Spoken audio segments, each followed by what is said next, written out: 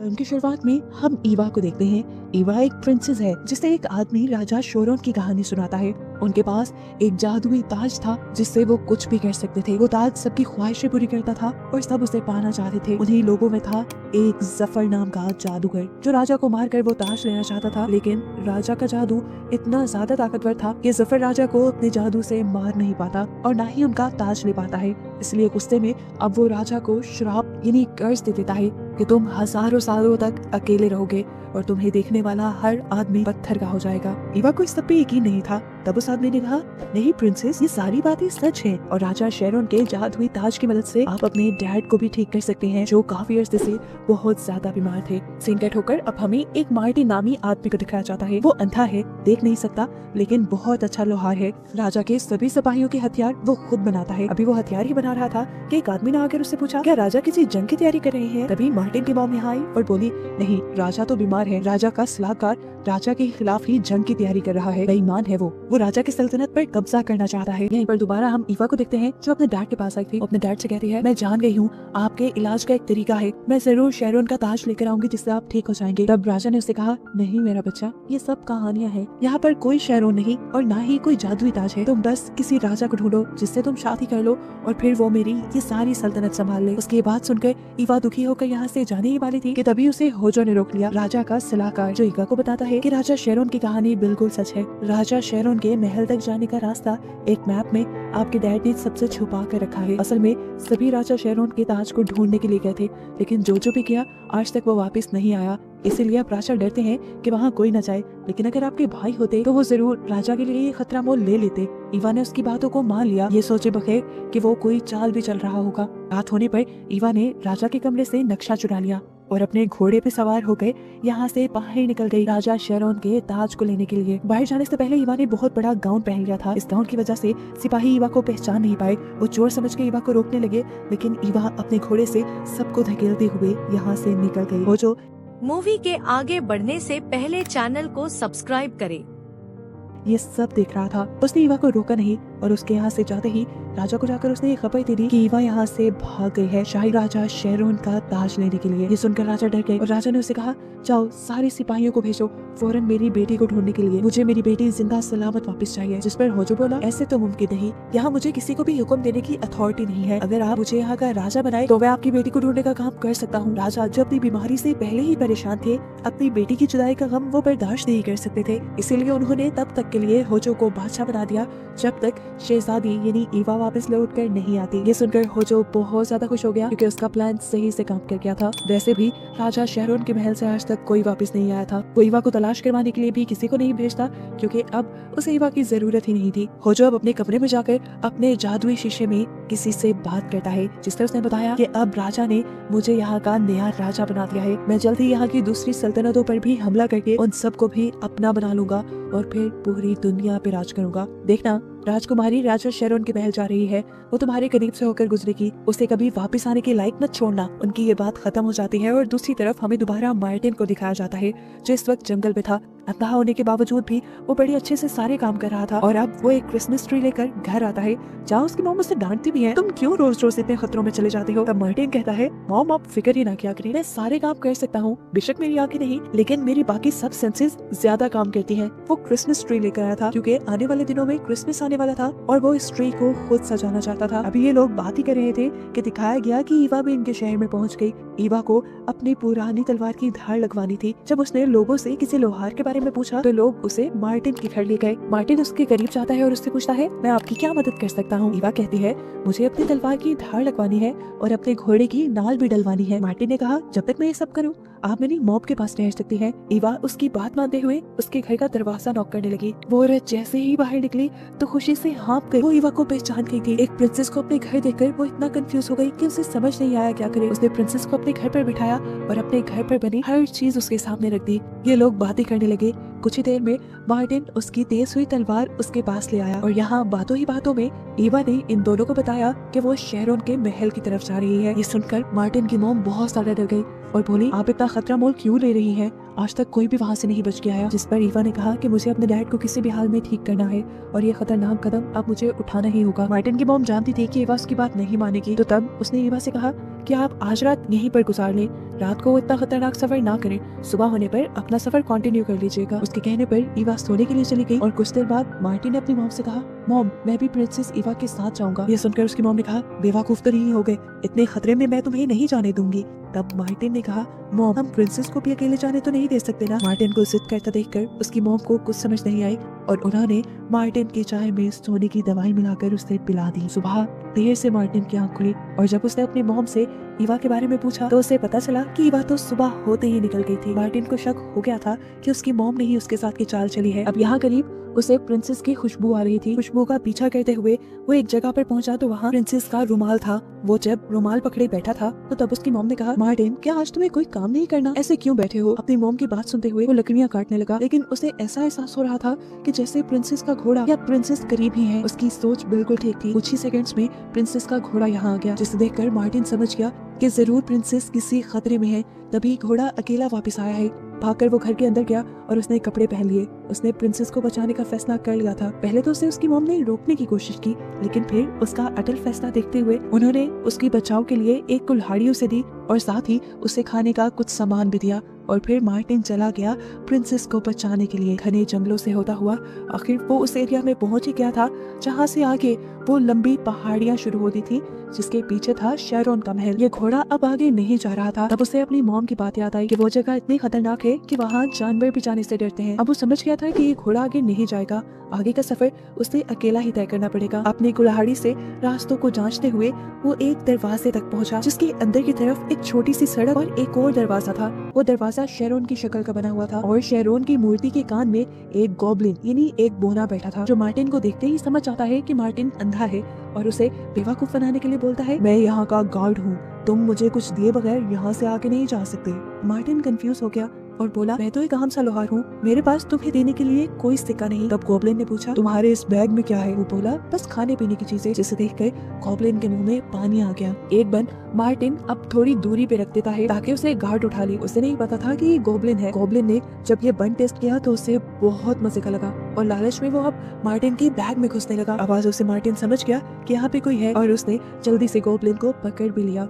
इतने छोटे से को पकड़कर वो हैरान था। मार्टिन ने उसे कहा, इतने छोटे हो, कितना बड़ा झूठ बोल लेते हो और चोरियां भी कर लेते हो। तब गॉब्लिन ने कहा, असल में मुझे बहुत भूख लगती है और जंगल में कई दिनों तक खाने को नहीं मिलता, इतना अच्छा खाना है कैसे छोड़ दूं? ये सुनकर मार्टिन हंसा और मार्टिन ने उसे एक और बन दे दिया। खुश होकर गॉब्लिन ने भी उसकी मदद करने का फैसला किया और उसे बताया, मैं जानता हूँ तुम प्रिंसेस को ढूंढते हुए यहाँ आए हो, रास्ते में चलते हुए तुम्हें एक विच यानी एक डाइन मिलेगी, वो तुम्हारी मदद करेगी और तुम्हें प्रिंसेस तक पहुँचने में आसानी हो जाएगी। लेकिन हाँ, याद रखना उस विच के चुंगल में ना फंस जाना और अगर विच तुम्हें अपने घर ले गए तो उसकी बिल मूवी के आगे बढ़ने से पहले चैनल को सब्सक्राइब करें।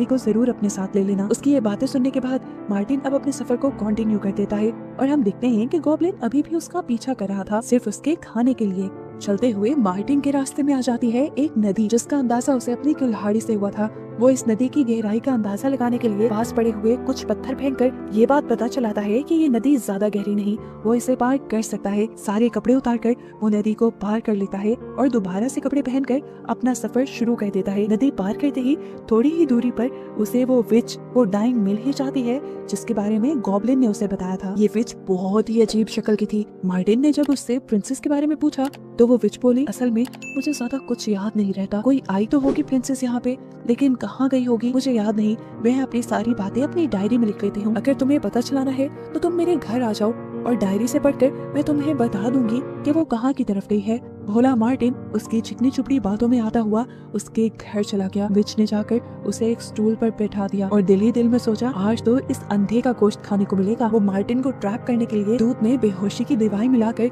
मार्टिन को दे देती है। मार्टिन जैसे ही ये सुनता है तो उसे गड़बड़ महसूस हो जाती है और गॉब्लिन की सारी बातें भी याद आ जाती हैं कि गॉब्लिन ने कहा था इस बुढ़िया से होशियार रहना। अब उसने अपना दिमाग लगाया और विच से बोला कि मुझे बाहर से आवाजें आ रही हैं, शायद बाहर तुम्हें कोई बुला रहा है। विच भागती हुई बड़ी तेजी से बाहर गई कि आज तो एक और शिकार भी मिल गया। उतने में ही पीछे से मार्टिन ने विच के दूध के साथ अपना दूध बदल दिया और जब विच वापस आई तो वो बोली, बाहर तो कोई भी नहीं था, तुम्हें वहम हुआ होगा, चलो जल्दी से शाबाश अब दूध पी लो। मार्टिन ने भी दूध पी लिया और फिर बेहोशी का नाटक करने लगा, क्योंकि वो जानता था कि ऐसे विच नहीं मानेगी। विच अब खुशी खुशी आग जलाने लगी कि वो मार्टिन को पका लेगी, लेकिन इतने में खुद ही बेहोश हो गई। उसे जब होश आया तो मार्टिन ने उसे उबलते हुए पानी के ऊपर लटकाया हुआ था। वो बोला, बताओ मुझे प्रिंसेस के बारे में, नहीं तो मैं तुम्हारा अभी सूप बना दूंगा। विच डर गई और उसने सच सच मार्टिन को बता दिया कि प्रिंसेस किस रास्ते पर गई थी। इसके बाद वो विच बोली, मुझे नीचे तो उतारो, लेकिन मार्टिन उसे उतारे बगैर वहाँ से चल पड़ा।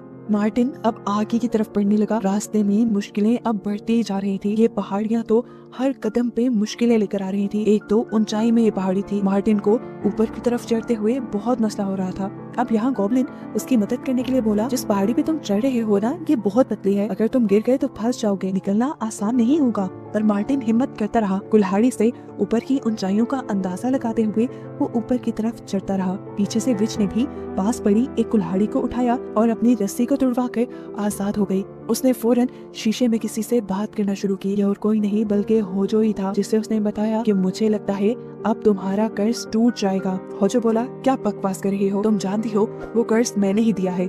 मैं ही हूँ असली सफर जो 1000 साल से जिंदा है। मैं ही वो जादूगर हूँ जिसने वो शराब दिया था। मैं अभी नहीं मरा तो वो शराब कैसे टूट सकता है। तब बूढ़ी औरत बोली कि अगर कोई एक दिन तक बिना शेरोन को देखे उसके साथ गुजार दे तो उसका शराब टूट जाएगा, और अब मार्टिन नामी बंदा तुम्हारा ये शराब तोड़ देगा, क्योंकि वो अंधा है और वो शेरोन के महल की तरफ जा रहा है। ये सुनकर उसे बहुत ज्यादा गुस्सा आया और वो फौरन अपना काला जादू चलाते हुए काले धुएं छोड़कर फौरन ही मार्टिन के पीछे आ गया। इस टाइम मार्टिन एक अजीब सी पहाड़ी पे था जिसपे चढ़ना कहीं मुश्किल था। मार्टिन ने हिम्मत नहीं हारी और आहिस्ता आहिस्ता कदम बढ़ाते हुए अपना पूरा जोर लगाते हुए वो ऊपर चढ़ने लगा।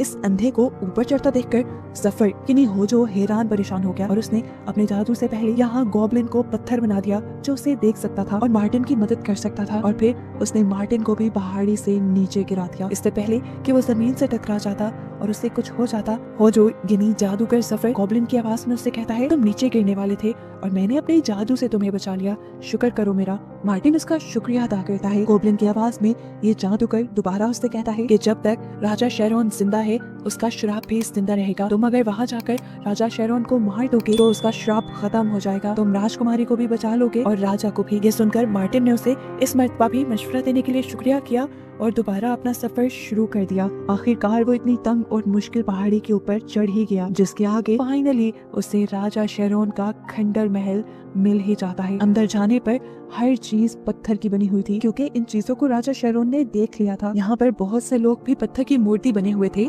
जिन्होंने शेरोन की आंखों में देख लिया था। वो इन्हें पत्थरों की मूर्तियों को पकड़ता पकड़ता आगे पहुँचता है। एक मूर्ति के पास पहुँचने पर उसे बिल्कुल प्रिंसेस के कपड़ों जैसी स्मेल आ रही थी और वो समझ गया कि यही प्रिंसेस है। राजा शेरोन अब इस आदमी को देखकर हैरान हुआ। वो कई मर्तबा राजा शेरोन की तरफ मुंह कर चुका था और राजा उसे देख भी चुका था, लेकिन फिर भी वो पत्थर का नहीं बना। दुखी शेरोन हैरान होकर उससे पूछता है, तुम पत्थर के क्यों नहीं बने अभी तक? मार्टिन बताता है, क्योंकि मैं अंधा हूँ, तुम्हें देख नहीं सकता। मैं यहाँ पर तुम्हारा श्राप तोड़ने के लिए आया। शेरोन भी 1000 साल से इस तन्हा लाइफ से तंग आ चुका था। उसने मार्टिन से पूछा, तुम्हारे पास कौन सा रास्ता है श्राप तोड़ने का? तब मार्टिन ने बताया कि मुझे एक गॉब्लिन से पता चला है कि आपको अगर मार दिया जाए तो आपका श्राप टूट जाएगा। अपनी जिंदगी से तंग शेरोन ने उसके सामने घुटने टेक दिए और उसे कहा, मार तो मुझे, अगर इसमें ही सबकी भलाई है तो मार दो। मैंने आज तक किसी के साथ कुछ बुरा नहीं किया, लेकिन फिर भी अगर इस चीज की मुझे सजा मिलती है तो दो मुझे सजा। मार्टिन ने उसे मारने के लिए कुल्हाड़ी उठा भी ली, लेकिन उसे शेरोन को मारना अच्छा नहीं लगा। उसने शेरोन से कहा, आपने आज तक किसी को नहीं मारा, कोई जुल्म नहीं किया, तो आपको ये सजा क्यों मिले? ये सब सुनते हुए अब अचानक से जादूगर सफर इनके सामने आ जाता है। वो मार्टिन से कहता है, तुमने इसे मारा नहीं, मेरा सारा प्लान। मूवी के आगे बढ़ने से पहले चैनल को सब्सक्राइब करें।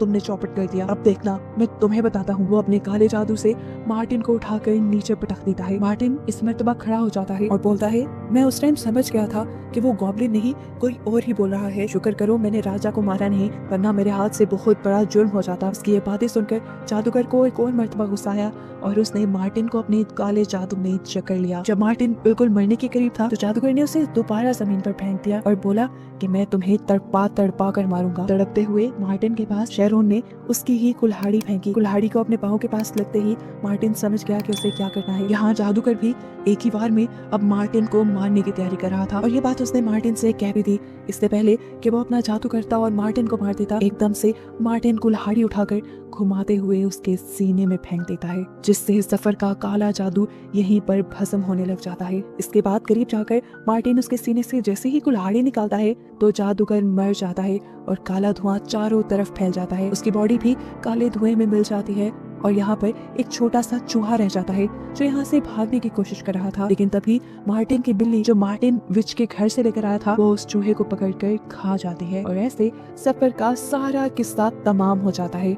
राजा शेरोन के ऊपर से उसका श्राप यानी कर्ज भी टूट जाता है और यहाँ पत्थर के सभी बने लोग भी आजाद हो जाते हैं, नॉर्मल हो जाते हैं। मार्टिन की ये बहादुरी देखकर शेरोन बहुत खुश था। 1000 साल बाद वो आजाद हुआ था और इसकी वजह सिर्फ मार्टिन की बहादुरी थी। उसने मार्टिन से पूछा, बताओ तुम्हारी क्या ख्वाहिश है, मैं अभी पूरी कर देता हूँ। मार्टिन बोला, मैं सिर्फ यहाँ प्रिंसेस ईवा को बचाने आया था, इसके अलावा कुछ नहीं। शेरोन को उसकी खुददारी भी पसंद आई और वो बोला, मैं जानता हूँ तुम खुद कुछ नहीं मांगोगे, लेकिन मुझे पता है इस टाइम तुम्हें किस चीज की सबसे ज्यादा जरूरत है। वो यहाँ मार्टिन को उसकी आंखों की रोशनी दे देता है। मार्टिन पहली मर्तबा ये सारी दुनिया देख रहा था और बहुत ज्यादा खुश था। ये लोग अब जाने ही वाले थे, लेकिन तभी शेरोन ने उसे कहा, रुको, मैं अब बूढ़ा हो गया हूँ, जल्द ही मर जाऊंगा, मेरी सल्तनत अकेली रह जाएगी, इसीलिए आज से मैं तुम्हें और प्रिंसेस ईवा को यहाँ का राजा और रानी बनाता हूँ, अपनी सल्तनत तुम्हारे हाथ में देता हूँ। ये फैसला सुनकर सभी बहुत ज्यादा खुश हो जाते हैं और ये दोनों शेरोन से वादा करते हैं कि जल्द ही ये लोग अपने घर वालों से मिलकर यहाँ वापस आ जाएंगे